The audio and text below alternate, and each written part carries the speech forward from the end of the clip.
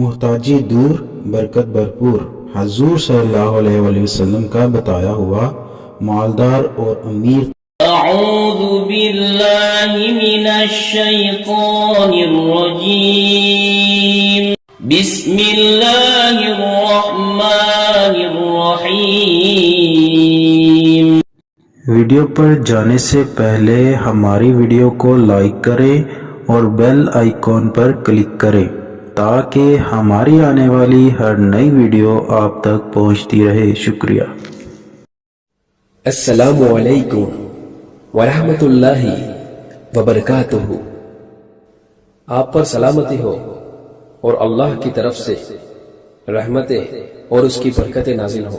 محتاجی دور برکت بھرپور حضور صلی اللہ علیہ وآلہ وسلم کا بتایا ہوا مالدار اور امیر ترین ہونے کا وظیفہ۔